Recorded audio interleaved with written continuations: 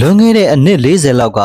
တောရွာလေးတရွာမှာမိဖွားကာနီကိုဝန်ဆောင်တဲ့မမြဟာသူမရဲ့အမေတော်စိန်ခင်မိုးဖြစ်သူကိုကျော်တို့နဲ့အတူနေထိုင်ပါတယ်။ကိုကျော်နဲ့မမြတို့ဟာ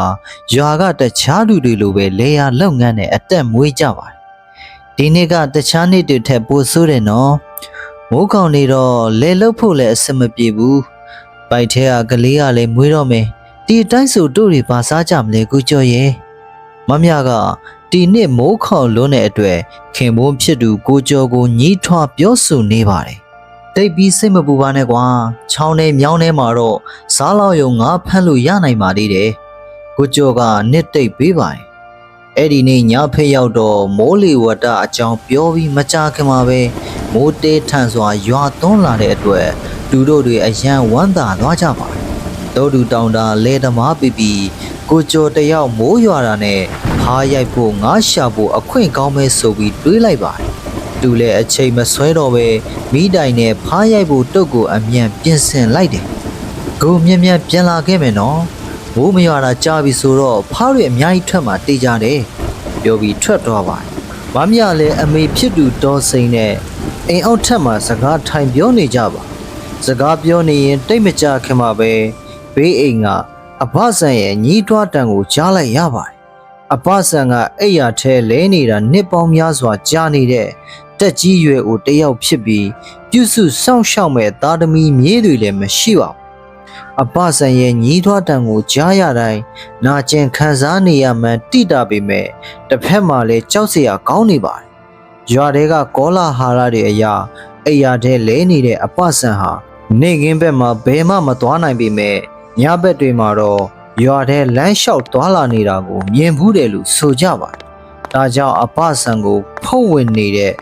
ဇုံဖုတ်ကောင်လိုရွာသားတွေကကောလာဟာလာထုတ်နေကြတာပါ။ဒါမီနှစ်ယောက်လည်းအဲ့ဒီအတန်ကိုကြားတော့ကြောက်ကြောက်နဲ့အိမ်ပေါ်တက်ပြီးစောစောစီးစီးအိယာဝင်ခဲ့ကြပါတယ်။ရင်းနဲ့လာတော့ရွာတရွာလုံးခွေးဟောင်တန်ခွေးဥတန်တွေစူညံလာပါတယ်။နောက်ဆုံးတော့အဲ့ဒီခွေးဥတန်တွေကမမြတို့အိမ်ရှိနားအထိရောက်လာတဲ့အတွက်မမြတယောက်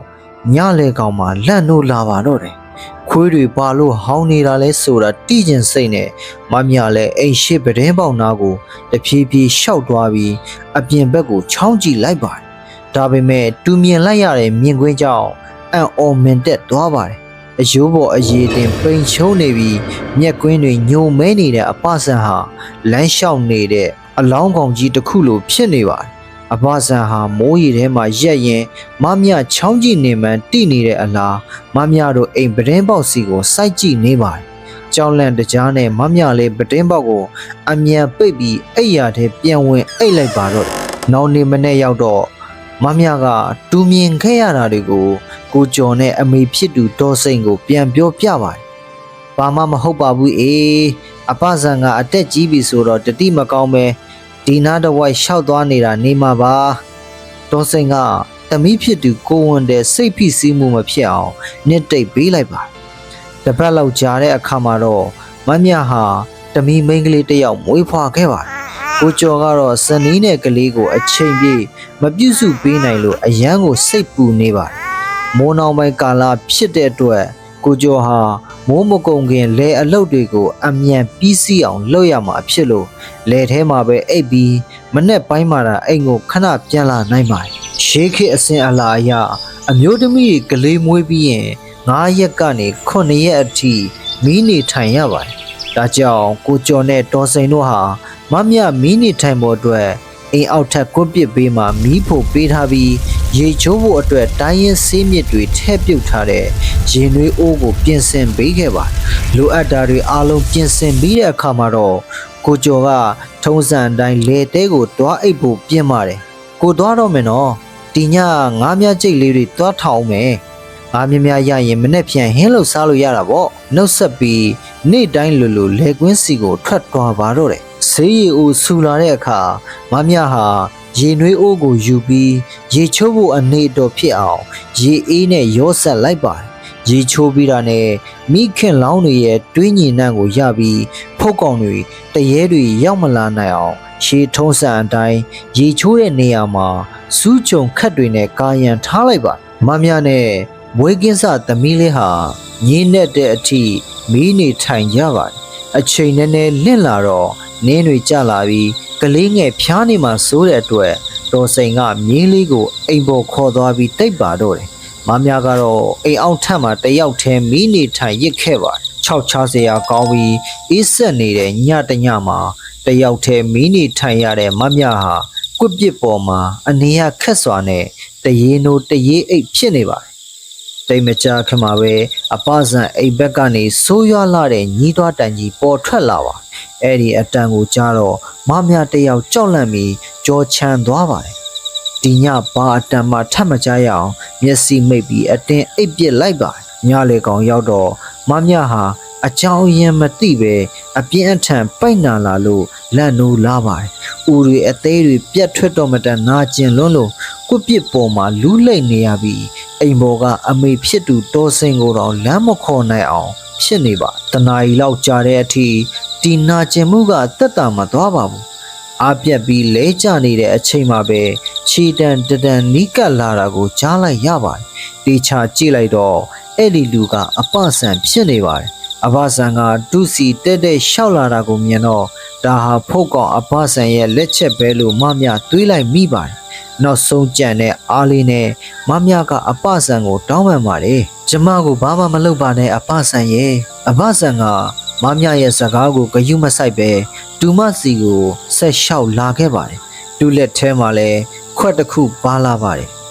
ဒီဆေးရည်ကိုတောက်လိုက်တက်တာသွားလိုက်မယ်ပြောပြီးအပဆန်ကဆေးရည်ခွက်ကိုမမဘေးမှာချထားခဲ့ပြီးအမောင်ထဲကိုပြန်လဲထွက်ခွာသွားပါတော့တယ်မမကတော့အဲ့ဒီဆေးရည်ကိုတောက်လိုက်ရင်သူလဲဖုတ်ကောင်ဖြစ်သွားမလားဆိုပြီးကြောက်ရွံ့နေပါတယ်ဒါပေမဲ့နာကျင်မှုကိုဆက်ပြီးမခံစားနိုင်တော့တဲ့အဆုံးမမဟာအဲ့ဒီခွက်တဲကဆေးရည်ကိုအကုန်မော့တော့လိုက်ပါတော့တယ်ဆေးရည်ကိုတောက်ပြီးမကြခင်မှာပဲနာကျင်မှုတွေတဖြည်းဖြည်းတက်တာသွားပါတယ်အဲ့ဒီနောက်မမဟာပင်ပန်းနွမ်းနေမှုတွေနဲ့အတူအိမ်မော်ကျသွားပါတော့တယ်မနဲ့မိုးလင်းတော့မမကအကြောင်းစုံကိုကိုကျော်နဲ့တောစိန်ကိုပြောပြပါတယ်အခုတော့မမဟာအပဆန်ကိုမကြောက်တော့ပါဘူးဘာလို့လဲဆိုတော့အပဆန်ကသူ့အတက်ကိုကယ်ခဲ့တာကိုအဲ့ဒီနေ့မနေ့မှာပဲမမဟာကိုကျော်နဲ့တောစိန်ကိုအပဆန်အိမ်စီကိုလိုက်ပို့ခိုင်းပါတယ်ဒါပေမဲ့အပဆန်အိမ်ကိုရောက်တဲ့အခါမှာတော့အာလုံအံ့ဩတုန်လှုပ်သွားကြပါတယ်အပဆန်အိမ်ထဲမှာတေဆုံးနေပြီးအလောင်းကတော့ပုတ်ပွားနေပါပြီကိုကျော်လည်းရွာသားတွေကိုအမြန်သွားခေါ်ပါတော့တယ်အပဆန်ရဲ့အလောင်းအခြေအနေအရတေဆုံးနေတာအနည်းဆုံး3ရက်လောက်ရှိနေပါပြီအပဆန်ဟာဖုတ်ကောင်ဆိုတဲ့ကောလာဟာလတွေကြောင့်ဘယ်သူမှအနာမကတ်ရဲကြပဲအိမ်ထဲမှာတယောက်တည်းအထီးကျန်စွာအတက်ထွက်သွားခဲ့ရတာပါအဲ့ဒါကိုမြင်တော့မမဟာသူ့ကိုကယ်ခဲ့တဲ့အပဆန်ကိုဖုတ်ကောင်လို့ထင်ခဲ့မိတဲ့အတွက်အယမ်းကိုစိတ်မကောင်းဖြစ်ပြီးဝမ်းနေသွားပါတယ်ဒါပေမဲ့အပဆန်တေသွားတာ3ရက်လောက်ရှိနေပြီဆိုရင်လွန်ခဲ့တဲ့နညကသူမတွေ့ခဲ့ရတဲ့အရာကဘာလဲဆိုတာကိုတွေးပြီးအံ့ဩနေမိပါတယ်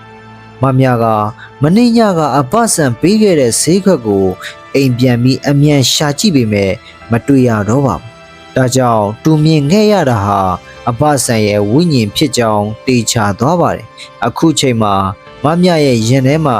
မနေ့ညကသူ့အတက်ကိုကယ်ခဲ့ပေးရဲ့အပဆန်ကိုယေရှုတင်တဲ့စိတ်ကလွဲပြီးတခြားဘာမှမရှိတော့ပါဘူးရွာသားတွေရဲ့ကောလာဟာလတွေကိုယုံပြီးလူသားချင်းစာနာရမယ့်စိတ်မေးပြောင်းမိခဲ့တဲ့အတွက်ကိုအပြစ်တင်နေမိပါတယ်အိမ်ချင်းကပ်လျက်နေတာတော့အပဆန်ကိုဘာမှမကူညီနိုင်ခဲ့တဲ့အတွက်အယမ်းကိုနှောင်တရနေပါတယ်